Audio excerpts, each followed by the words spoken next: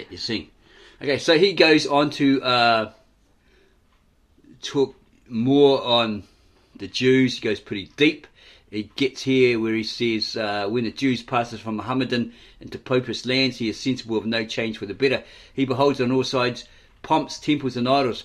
Everything is loved and served save God. Since his return from Babylon, the Jew has cherished a deeply rooted aversion to idols, and to abandon Judaism, become a Romanist. I think that says, or Romanist. He feels would be to renounce Jehovah and become a worshipper of idols. To the Jew living at Rome, at Florence or at Vienna, in what light can Christianity possibly appear but as a revival of paganism? Do not Jupiter and Venus under other names still reign throughout Christendom? Why then should the Jew change his faith? Is he not better as he is? But it may be said in Protestant lands at least the Jew had an opportunity of seeing genuine Christianity. Here at least it is not confounded with idolatry. Granting this, still how a small portion of true Christianity do we find, and how few Jews comparatively live in these lands, etc., etc. Okay, he's very expressive, and it's actually quite good. Where are the humility, the uprightness, the self-denial, the love of man, and the reverence of God, which ought to flow from Christianity?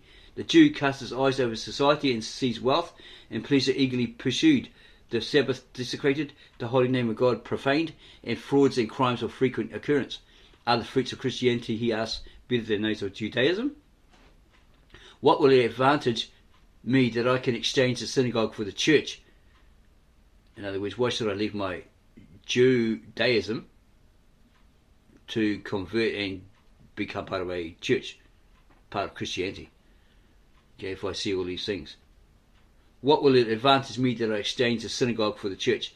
Thus the inconsistencies of real Christians, or the ungodliness of merely nominal ones, in the opinion of the Jew, completely justify him in his rejection of the gospel and adherence to Judaism. Record FC, maybe that's the name of a person, FC Record. By a singular fatality, the character of the Jew has been assailed by the infidel, not less than by the bigot. Between the two, the conditions of the luckless Hebrew has not been unlike that of the lion in fable. Men of all ages have indulged in bitter hatred against and in malignant sneers at the Jew, and have falsified the opinions of the Jew, and held up his teachers to unmerited scorn. The Jew has been, and still is, entirely misunderstood, and even the converted Jew has to suffer the consequences. But that time is fast going by. The Hebrew Christians are now taking the pen in their hands, lifting up their voices and protesting with their whole hearts against the injustice done them by the ignorant as well as the bigoted, and fully expect that good men of every creed and every lineage will bid them Godspeed. When all this is borne in mind, it will not appear strange if this volume on Judaism, written by a Hebrew Christian, may not be exactly in accordance with what the public has been accustomed to. Read.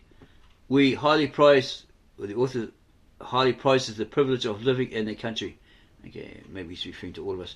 We highly prize the privilege of living in a country where, and at a time when liberty and progress of mind is the order of the day.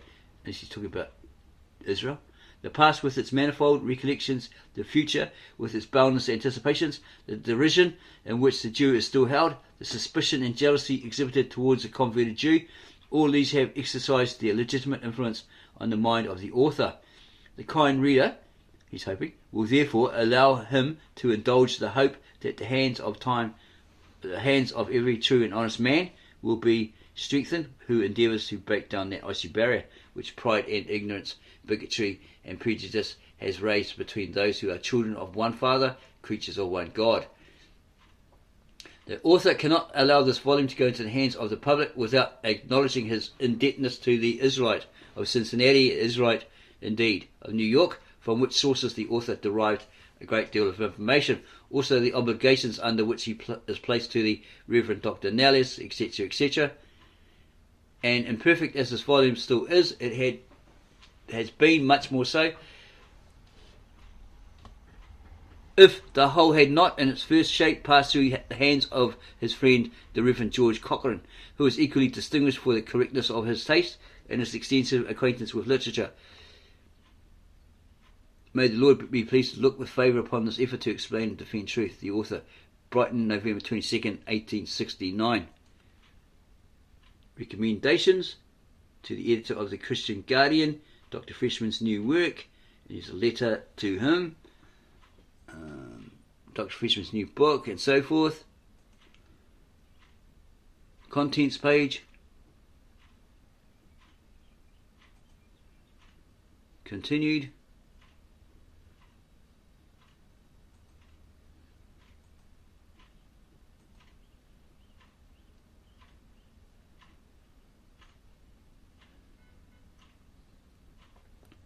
Ha Yehudim and Mikveh Israel, part 1. The Jewish people and their customs, chapter 1, the Jews, and here's a listing of all that's contained within. The Jews. In looking over the history of the human race for the last 1800 years, we have invariably found that persecution and oppression have recoiled upon themselves. When the Catholics employed fire and sword to root out Protestantism, were not some of the first men the world ever produced the Protestant martyrs? Again, when Protestantism gained the upper hand and fiercely persecuted Catholicism, were not the cleverest and most learned men that faith has ever brought forth the martyrs? Where is there a race or body of men who have been so perseveringly pursued to destruction as the Israelites? For 18 centuries in all parts of the world, an Israelite has been looked upon as a criminal, as something unclean, as a thing to be trampled on, robbed, kicked and despised. That happened also to the Nestorians. Erroneously called Nestorians. Those Assyrians that received the gospel, etc. They had the apostolic church. They were persecuted also through 18th centuries.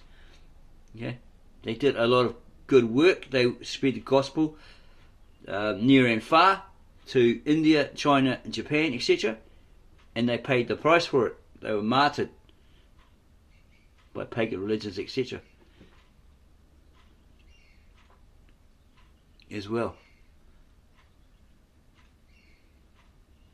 Yet when did that race stand higher than at present? When did we ever before find as many of the brightest ornaments of the financial, the mercantile, the literary, the musical, and the dramatic world to be Israelites? The world today worships Mammon, or Mammoth in the Aramaic. That's wealth, prestige, power, money, God, money, yeah, all those related things, as zealously and as entirely as it ought to worship God. And the very high priest of this religion, the financier of the world, who holds peace and war in his hands, at whose frown emperors quake, kings tremble, and republics maintain peace, is an Israelite. In literature, the Hebrew element is still more prominent. The Israels, the elder immortal through his curiosities of literature, and the younger a novelist of the first class, and the leader of the protectionist party of the British Commons are alone sufficient example. In the musical and dramatic world, Rachel, the Queen of Tragedy, Juliana, the matchless cantatrice, Mario, the great tenor, Rossini, Mendelssohn, and Meyerbeer, the composers, and Henry Heine, the critic, poet, and philosopher, are but a portion of the illustrious Hebrew list. Verily, the Israelite is outliving persecution and the world's scorn, hunted up and down the earth these many centuries past, and held good prey for the Christian and all the civilized world. He is at length redeeming his status in the human family, and entering into the councils and considerations of nations. In England, where 2 centuries ago it was hardly a misdemeanour to plunder him, he is now a member of the House of Commons, and was Lord Mayor of London. In Paris, St. Petersburg, London, Hamburg, and Madrid, he is the monarch of the exchange.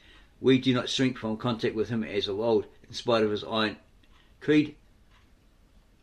He Christianizes, or at least humanizes, under the genial influences of a tolerant age. The Israelites always have been a religious people, and whatever they profited in science and art was transplanted by them into the province of religion. So when the first harp of Israel was sounding upon foreign soil, first after the last psalmist touched the chords of Judah's divine lyre, it's an instrument, right? Musical instrument, sort of like a guitar, string guitar type thing. Hymns sublime and sacred. David played one of those, apparently. King David. Hymns sublime and sacred flow from the lips of Gabriel, etc., etc. And he goes into all of that. Another class of these scholars who engaged in the same way with investigations into Talmud and the rest of our national literature and laboured with the same happy result, while again one class was busy to abstract the moral and religious theories of the Bible in their national literature and shape them systematically according to the then state of philosophy. Another class compared these results with the dogmas of Christian philosophy and attempted to harmonise them both. These faint outlines of the mental and literary activity of our ancestors in the Arabic empires, and chiefly in Spain, will enable you to form a correct judgment of their literary productions. Comparing them to Hebrew scholars in Christian empires, it must be admitted, while the former had two guides, tradition and philosophy, the latter had but one tradition. Hence, the former laboured for Israel and mankind at large, while the latter worked almost exclusively for their people, being excluded from the rest of men by unjust mandates, and so forth. The Hebrew scholars wrote in Hebrew, and this was a sacred language to which the prejudices of the priests had no objection, and which was more accessible to them than any other language except their own. And so another prophecy was fulfilled. And the nations will go to thy light, and the kings to the lustre of thy sun. And also this, I, God, have called thee in justice, and have taken thee by the hand, and have formed thee, and set thee to a covenant of the people, to a light of the nations, to open the eyes of the blind, to bring out the captive from the dungeon, and those who sit in darkness from the house of prison. So it's verification that God chose Israel. They were his chosen nation.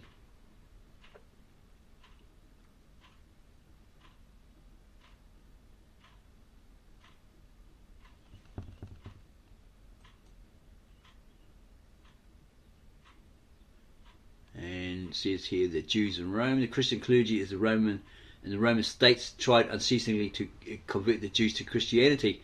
And as they could not get hold of their souls in spite of all their troubles, they took revenge on their poor bodies. Theodoric, king of the East, Goths, who took possession of all Italy after the death of Odoacer, showed great wisdom in sustaining his power in matters of the church. Above all, he disliked the changing of religion. His successor, Theodat, was also very tolerant. The Jews acknowledged this fully and proved their fidelity to him at the time when Justinian warred against the East Goths. They had taken possession of the upper part of the city of Naples when Belisarius, the general of Justinian, with his soldiers, had stormed the lower part of the city and held it. The Jews kept their own till they succumbed to superiority of numbers. Belisarius admired such fidelity and recommended his soldiers to treat them leniently, but only after great labour was he able to put a stop to the carnage of his troops. Quite different was Justinian. He oppressed and persecuted them, treated them as heretics, and robbed them of their acquired rights and possessions. Thus, he commanded them to keep the Passover on the day of the Christian Easter. He declared that no Jew could be a witness against any Christian, pronounced their testaments of no value, and forbade the African Jews the exercise of their religion, and other Israelites to educate their little children in the faith of their forefathers. But as usual, all those decrees for the extinction of the Hebrew religion missed their aim. Samaritans. Justinian's severe treatment of the Israelites was the cause of a general rising of them in Caesarea. The Samaritans united with them, but with what luck? We have to pass over for the moment in order to give some explanation about the rise of that sect. When Salmanasseh destroyed the kingdom of Israel, he transferred, in accordance with the tyrannical custom of his age, the 10 conquered tribes of Israel into Assyria, and from thence to the most distant countries of Asia, from whence they never returned, but got partly mixed up with other nations, losing their identity, partly as believers in the Mosaic law, but as members of other states, and partly as a separate nation under their own rulers and separate government, are found there to this day. But what? Because he's of a different era, 1800s, not he's published this in the 1800s or whatever. He doesn't know of, obviously, that Jovovici guy that went around the world, the Near East, etc., with the Israeli Jew, right, practitioner, and they found the lost tribes. We already knew about the Ethiopians that were flown in by the Israelite Air Force, and he found the Indian Jews. Yeah, they had all these traditions, etc., of the Jews. The Chinese who had the same, and this Israeli Jew that was with them was quite amazed. Where did they learn all that stuff? I never taught them. No one else has taught them. They said, well, we've been doing it for centuries, right? It's just we received it from somewhere, and we've just been doing it, continuing it on. So you had the Indians, the Ethiopians, the Chinese, who he said, oh yeah, that small sect, we're really good, but they're very militant, and if apparently they go back to Israel, they might start up some sort of feud, argument, whatever, and then use all this weaponry, and maybe that's the next Armageddon. But that's him saying that, right? Him speculating that. Yeah, so they found these lost tribes. Okay. When they went looking for them, they found them. Remnants of them. The Samaritans opposed the union of them with themselves with the Israelites, but the more they were initiated in the Bible, the quicker they had to acknowledge that the Hebrew God, as the God of the universe, cannot suffer another one besides him. Yet the division between both parties continued spiritually, but the cause of it was not any longer their heathenism, but rather the way and manner in which they understood the Hebrew religion. So they looked at those texts and they realized that